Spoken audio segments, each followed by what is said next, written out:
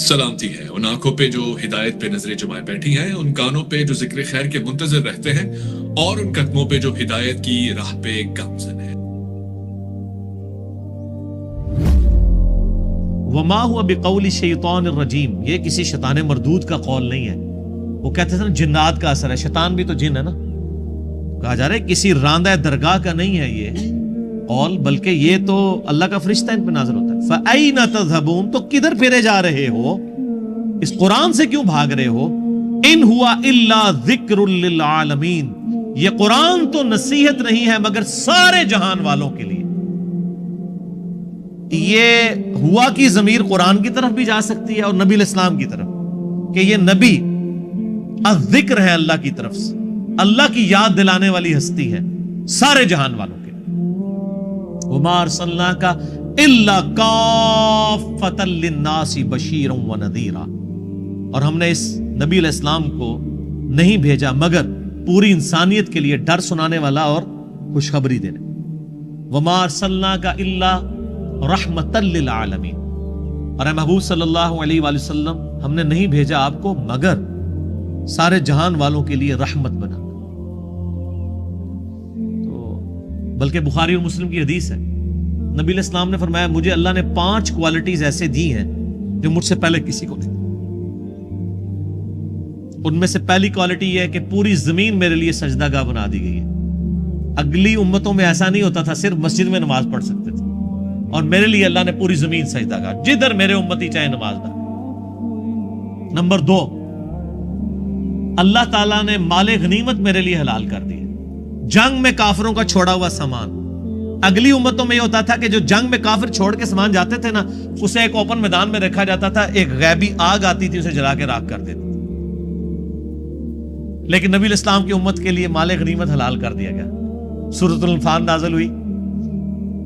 تیسرا، 1 مہینے کے روب سے اللہ نے میری مدد فرمائی ہے، یعنی میرے امتی 1 مہینے کی مسافت پہ ہونا تو کافروں پہ ان کا روب پڑ جاتا ہے۔ وہ تو اڑے جیسے مسلمانہ تھا نہیں نہ میرے جے، یہ جو اہل ایمان تھے صحیح، صحابہ تابعین تبع تابعین، ان کی بات ہو۔ رومن امپائر ڈر جاتی تھی جی، آپ دیکھ لیں کیسر روم 1.5 لاکھ کا لشکر لے کے عرب کی سرزمین پہ آیا، اس کو پتا چل گیا کہ یہ کوئی نئی دعوت کھڑی ہونے والی ہے۔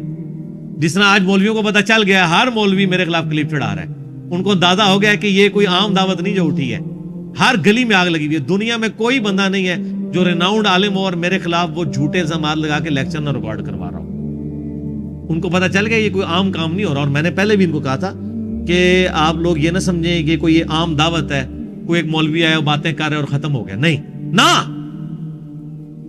یہ ایک سچائی پہ مبنی دعوت ہے، نبی علیہ السلام کی مبارک دعوت ہے جو اللہ تعالیٰ نے اٹھائی ہے، اور اسی پیٹرن کے اوپر نبی علیہ السلام کی سچائی امت تک پہنچانے کے لیے۔ تو اس کے خلاف آپ کھڑے ہوں گے تو اللہ تعالیٰ آپ کو ایکسپوز کر دے گا اپنی عوام کے سامنے، کیونکہ یہ سچائی ہے قرآن و حدیث میں جو ہے۔ تو وہ کیسر روم نے جب وہ 1.5 لاکھ کا لشکر لے کے آ گیا تو نبی اسلام نے پھر نفیر عام کر دی تھی، سورہ توبہ نازل ہوئی ہے نا غزوہ تبوک کے بارے میں، آپ کی زندگی کا آخری غزوہ۔ تو یہ پہلا اور آخری موقع تھا جب اناؤنسمنٹ ہوئی کہ جو اس غزوے میں شریک نہیں ہوگا وہ منافق تصور ہوگا، الا یہ کہ کوئی مریض ہے، کوئی معذور ہے یا عورتیں۔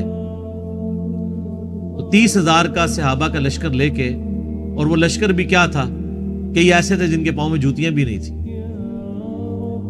اور وہاں 1.5 لاکھ کی ریزروڈ آرمی لیٹسٹ اکوپمنٹ کے ساتھ، آلموسٹ آپ سمجھ لیں 15-20 دن کا راستہ تھا پیدل ریگستان کے اندر، 700 کلومیٹر دور تھا تبوک۔ آج بھی تبوک عرب کے اندر موجود ہے۔ یہاں سے نبی علیہ السلام چلے ہیں، ادھر سے کیسر روم جو بدماشی کے ساتھ پہلے آ کے بارڈر پہ بیٹھا تھا وہ اپنی فورس میں واپس چلا گیا، ورنہ جنگ یرموک وہیں پہ ہو جانی تھی۔ تو اللہ نے 1 مہینے کے روب سے مدد فرمائی۔ 3 چیزیں ہو گئی، یعنی زمین سجدہ گاہ، بخاری مسلم کے الفاظ، 5 خصوصیات، زمین سجدہ گاہ، مال غنیمت حلال کر دیا گیا، 1 مہینے کی مسافت سے اللہ تعالیٰ نے مدد فرمائی، اور چوتھی چیز فرمایا آپ صلی اللہ علیہ وآلہ وسلم نے کہ اللہ تعالیٰ نے اگلے انبیاء کو قوموں اور قبیلوں کی طرف بھیجا تھا، مجھے پوری انسانیت کی طرف بھیجا ہے۔ اس کی وجہ سے مجھے یاد آیا ان ہوا الا ذکر للعالمین، مجھے ساری انسان۔ اور پانچویں چیز، اللہ تعالیٰ نے مجھے شفاعت کا اذن دیا۔ یہ پانچویں خصوصیت ہے جو مجھ سے پہلے یہ 5 خصوصیات کسی پیغمبر کو نہیں ملی۔ اس کے علاوہ بھی خصوصیات ہیں، میرا یوٹیوب پہ کلپ بھی ہے نبی علیہ السلام کی 8 خصوصیات۔ مسلم شریف کی ایک حدیث میں ہے کہ ایک اور خصوصیت ہے کہ اللہ تعالیٰ نے ختم نبوت میرے اوپر فرما دی ہے، نبوت اپنے آخری درجے میں میرے اوپر مکمل ہو۔ یہ نبی علیہ السلام کی خصوصیت اسی صورت میں ہے کہ آپ کے بعد کوئی پیغمبر نہیں آنا، ورنہ تو یہ خصوصیت نہ رہتی۔ اگر یہ کسی خاص ٹائٹل کا نام ہوتا کہ جی بعد میں بھی پیغمبر آتے رہے تو وہ ٹائٹل اپنی جگہ قائم رہے گا، تو وہ تو سارے پیغمبروں کو پھر ٹائٹل مل جاتا ہے۔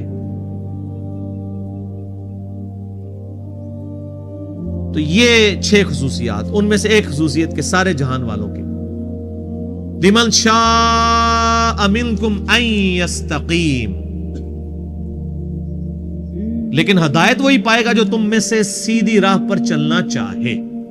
بڑی امپورٹنٹ بات ہے کہ یہ قرآن سے، نبی علیہ السلام کی مبارک تعلیمات سے ہدایت اسے ملے گی جو خود بھی چلنا چاہے۔ مجھے ڈاکٹر سراج صاحب کی بات یاد آ گئی، بیان القرآن آپ کو پتا انہوں نے ریکارڈ کرایا نا، جب آخری لیکچر آیا نا 108 نمبر، جس میں یہ پارہ نمبر 30 مکمل ہوا، ان کے 108 لیکچروں میں ہوا ہمارا 334واں چل رہا ہے، 3 ٹائم سے بھی زیادہ ہو جائیں گے۔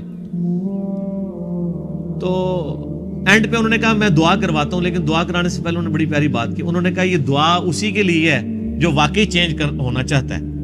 اگر دعا کرتے وقت آپ یہ کہہ رہے ہیں کہ اے اللہ مجھے دین اسلام پہ چلا دے، اے اللہ مجھے نبی علیہ السلام کے راستے پہ چلا دے، اور دل میں یہ آ رہا ہے کہیں چلا ہی نہ دے، داڑھی رکھنی نہ پڑ جائے، حلال اور حرام کی تمیز کرنی ہی نہ پڑ جائے، تو انہوں نے کہا پھر یہ اسی طرح کی دعائیں ہیں جس طرح امام مسجد کراتے ہیں اور چلے جاتے ہیں۔ تو اگر واقعی آپ دعا کرنا چاہتے ہیں تو پھر تو آپ دعا کریں، ورنہ انہوں نے کہا کہ میں بھی روٹین سے کروا دوں گا، آپ بھی روٹین سے کر لیں۔ تو یہ بڑی پیاری بات ہے، اللہ تعالیٰ ہمارا ہے کہ قرآن میں اور نبی علیہ السلام کی ہستی میں اس شخص کے لیے ہدایت ہے جو خود سیدھا ہونا چاہے۔ اس کا مطلب کیا ہے کہ یہ اللہ نے رول بنا دیا، جو خود سیدھا ہونا نہیں چاہے گا اسے اللہ بھی سیدھا نہیں کرے گا۔ تو یہ جو آپ نے کہانیاں کرائی ہیں، دعا کرو جی اللہ توفیق دے دے، یہ کوئی چیز ہی نہیں اسلام کے اندر۔ اللہ نے توفیق اس کو دینی ہے جس نے کوشش کرنی ہے، اور اللہ کے فضل سے جب آپ کوشش کرتے ہیں نا تو توفیق آپ کو مل جاتی ہے۔ آج تک کسی نے یہ نہیں کہا دیا دعا کرو ارادہ ہے کہ بس کار جا کے میں روٹی کھانی ہے تو میں کامیاب ہو جاؤں، وہ کھانی ہوتی ہے۔ بندہ ٹوائلٹ میں جا رہا ہو، کسی نے کہا یہ دعا کرو ارادہ ہے کہ میں نے جا کے ابھی پیشاب کرنا ہے تو میں کامیاب ہو جاؤں، حالانکہ یہ بہت بڑی چیز ہے کہ کامیاب ہو جائے۔ جن کے پیشاب بند ہوئے ان سے ذرا پوچھیں، ایون بزرگوں کے بھی جب پیشاب بند ہوتے ہیں نا، وہ بھی آغا خان لے کے جاتے ہیں ان کو۔ یہ لادہ بات ہے کہ آپ کے پیشاب بند ہوتے ہیں، آپ کو مزار پہ لے کے جاتے ہیں، اور مزار پہ جو بزرگ بیٹھے ہیں جب ان کا پیشاب بند ہوتا ہے تو وہ مہنگے ترین ہاسپٹل میں جاتے ہیں۔ ایسے یہ کیوں ہوتا ہے جی؟ آج تک آپ نے سنا ہے کہ کسی بزرگ کے بیمار ہونے پہ اسے کسی دوسرے بزرگ کے مزار پہ لے کے جائیں؟ بلکہ وہ تو مہنگے مہنگے ہاسپٹلز میں علاج کرا رہے ہوتے ہیں، اور وہ تو ہمیں تب پتہ چلتا ہے جب وہ ویڈیوز چڑھتی ہیں کہ جی وہ فلاں ہاسپٹل میں فلاں کی بھی عادت کے لیے حاضر ہوا، فلاں بھی عادت کے لیے حاضر ہوا۔ مجھے یہ بڑی حیرانگی ہوتی ہے کہ یہ لوگ تو ہمیں مشورہ دے رہے ہوتے ہیں کہ فلاں جگہ جائیں، خود یہ ہاسپٹلز میں کیوں جاتے ہیں جب پیشاب بند ہو جاتا ہے؟ بلکہ بازار میں بھی جانے خود نگاہ مار کے اپنا پیشاب جاری کر دیں۔ جو لوگوں کے معاملات سیدھے کر رہے ہیں وہ اپنے اوپر خود کیوں نہیں نگاہ مارتے ہیں؟ وہ کہانیاں، ساری کہانیاں۔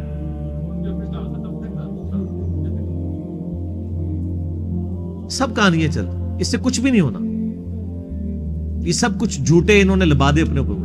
بل اس کے اوپر ہے اللہ اخبار ہے میں اسے ہدایت دوں گا جو سیدھی راہ پہ چلنا چاہے۔ اسی کا کلائمیکس ہے انا ہدیناہ السبیل، ہم نے سیدھا راستہ دکھا دیا ہے، اما شاکرا و اما کفورا، اب تمہاری مرضی ہے ناشکری کی روش اختیار کرو یا شکر گزاری۔ یعنی میرے پہ نہیں رہنا کہ میں کنوں پکڑ کے تو مسجد ہی پہنچانا ہے کہ بھی اذان ہوئی ہے تو آپ خود بخود آپ کے قدم مسجد کی طرف چل پڑے، ایسے کوئی نہیں ہونا۔ ایسے ہونے لگ پڑے پھر جنت بھی نہیں تھی نا ملنی۔ جنت تو ہے ہی آپ کی اپنی چوائس کے اوپر ہے۔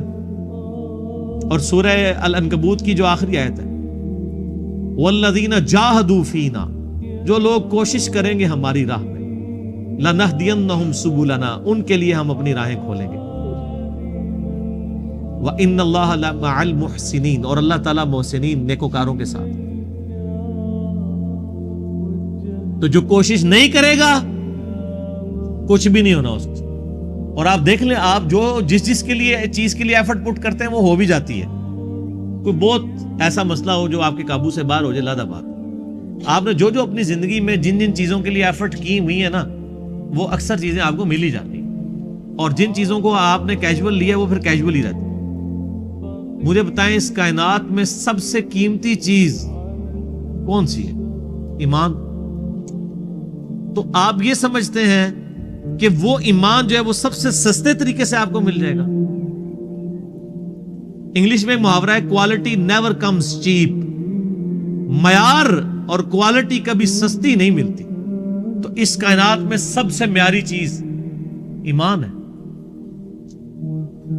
وہ آپ کو سستا ملے گا۔ یہ وہ ٹکٹ ہے جس کے اوپر آپ کو جنت میں ہمیشہ کی زندگی ملنے والی۔ دنیا میں آپ مہنگے سے مہنگا بھی ٹکٹ کسی جگہ خوبصورتی کے، کسی آپ چڑیا گھر میں چلے جائیں یا کسی باغ کے اندر، وہ بھی چند گھنٹوں کے لیے ہوتا ہے، اور ہمیشہ کے لیے، ہمیشہ کی زندگی کا ٹکٹ وہ آپ سمجھتے ہیں مفت مل جائے گا۔ تو اللہ تعالیٰ ہمارا ہے، ان ہوا الا ذکر للعالمین، یہ قرآن اور نبی علیہ السلام تو نصیحت ہے سارے جہان والوں کے لیے۔ لمن شاء منکم ان یستقیم، اب تم میں سے جس کی مرضی ہے سیدھے راستے پہ چلنا چاہتا ہے تو ضرور چلے، لیکن ساتھ ایک بات کلیئر کر دی، وما تشاءون الا ان یشاء اللہ رب العالمین، رب سے کبھی بے نیاز نہیں ہونا۔ کوئی یہ نہ سمجھ لے کہ میں اکیلے ہی سب کچھ ہوں۔ اسی لیے مسئلہ تقدیر کو بھی ہمارے ایمان کا حصہ بنایا گیا۔ صرف اپنی مرضی بھی کوئی چیز نہیں ہے، اور صرف تقدیر بھی کوئی چیز نہیں ہے۔ یہ اللہ کی منشا اور انسان کی منشا جب شامل ہوتی ہے نا، پھر انسان ہدایت تک پہنچتے ہیں۔ تو اللہ سے بے نیاز نہیں ہونا، وما تشاءون الا ان یشاء اللہ، اور تم تو چاہ ہی نہیں سکتے جب تک اللہ نہ چاہے۔ رب العالمین، جو سارے جہان کا پالنے والا ہے۔ مسلمانوں کے ہاں دو فرقے گزرے، ایک جبریہ اور قدریہ۔ جبریہ تھے جو کہتے تھے کہ تقدیر نے ہمیں مجبور کیا ہوا ہے، جو اللہ چاہتا ہے ہم وہی کرتے ہیں، ہماری اپنی کوئی مرضی نہیں ہے۔ یہ بھی گمراہی پہ مبنی ہے عقیدہ۔ دوسری طرف ہے قدریہ جو کہتے ہیں تقدیر کوئی شے نہیں، سب کچھ ہماری مرضی ہے۔ ایسا بھی نہیں، اللہ آپ کو گیون سرکمسٹانسز دیتا ہے، اس میں آپ نے بیسٹ پرفارم کرنا ہے۔ تو اہل سنت کا منہج اس کے درمیان ہے کہ کچھ چیزوں کا اختیار اللہ نے انسان کو دیا ہے، کچھ کا نہیں دیا۔ یعنی اللہ نے انسان کو یہ چوائس نہیں دیا کہ وہ اپنے ماں باپ چوز کرے، اپنا قبیلہ چوز کرے، اپنا ملک چوز کرے کہ میں نے کہاں پیدا ہونا ہے۔ یہ اللہ تعالیٰ نے اپنے پاس رکھا ہے۔ اس کی شکل و صورت، اس کی عمر کتنی ہو، یہ اللہ نے اپنے پاس رکھا۔ اور اللہ تعالیٰ نے ان باتوں کا حکم بھی نہیں دیا ہوا، حکم انہی باتوں کا دیا جس کی اختیار آپ کو دیا ہے۔ کہیں آیا کہ اللہ تعالیٰ نے فرمایا کہ میں حکم دیتا ہوں کہ تمہاری آنکھیں بلی ہونی چاہیے، اور ناک موٹا نہیں ہونا چاہیے، پتلا ہونا چاہیے، اور قد 6 فٹ ہونا چاہیے، اس سے کم نہیں ہونا چاہیے۔ یہ کہیں آیا؟ یہ اللہ نے اپنے پاس رکھا۔ جو آیا وہ یہ ہے کہ اللہ کے تابع فرمان بنو، ماں باپ کے ساتھ اس نے سلوک کرو، حرام سے بچو، اس کا اختیار بھی آپ کو دیا۔ تو یہ تقدیر کا مسئلہ بہت کریٹیکل ہے۔ بعض لوگوں نے اس آیت سے غلط رزلٹ بھی نکال لیا کہ اللہ فرماتا ہے تم تو چاہ بھی نہیں سکتے، اللہ ہی چاہے گا۔ اگر یہ بات ان معنوں میں ہو، یہ ان معنوں میں نہیں ہے۔ اس سے پہلے جب اللہ تعالیٰ کہہ چکا ہے کہ جو چاہے گا وہ اللہ کی طرف راستہ اختیار کرے، اس کے ساتھ اس چیز کو ایڈ کیا جا رہا ہے تاکہ اللہ سے کوئی بے نیاز نہ ہو۔ ورنہ اگر یہ مان لیا جائے کہ اللہ نے زبردستی ہدایت دینی ہے اور انسان کوشش بھی کرے تو اسے ہدایت نہیں ملے گی، تو پھر سارے انبیاء کا مقدمہ دھڑم سے نیچے گر پڑے گا۔